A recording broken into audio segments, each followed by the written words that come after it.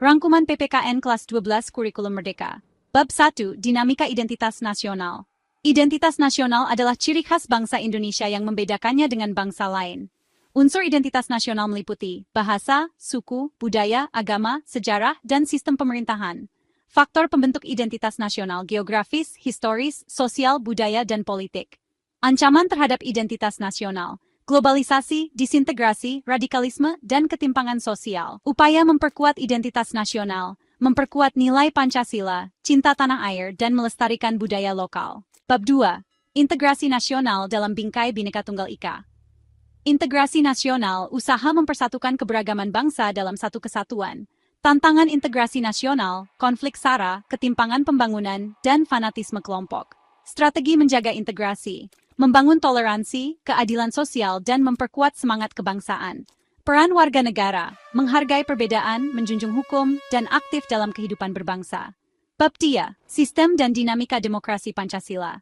Demokrasi Pancasila, demokrasi yang berdasarkan nilai-nilai Pancasila. Prinsipnya, musyawarah, keadilan sosial, penghargaan hak asasi, dan supremasi hukum. Perkembangan demokrasi di Indonesia dari Orde Lama, Orde Baru, hingga reformasi.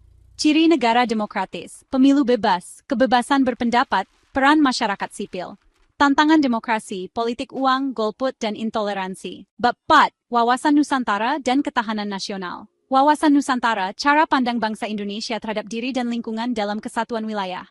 Tujuannya memperkuat persatuan dan kesatuan NKRI. Asas wawasan Nusantara, kesatuan wilayah, keadilan, dan solidaritas.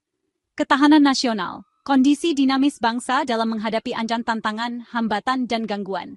Aspek ketahanan, ideologi, politik, ekonomi, sosial budaya, pertahanan dan keamanan, HANKAM.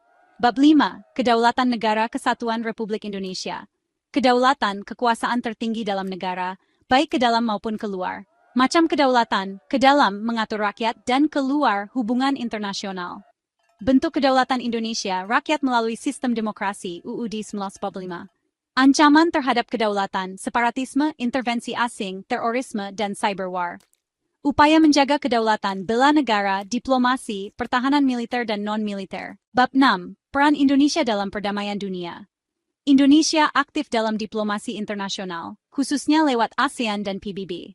Prinsip politik luar negeri, bebas aktif, tidak memihak blok manapun, tapi aktif menciptakan perdamaian.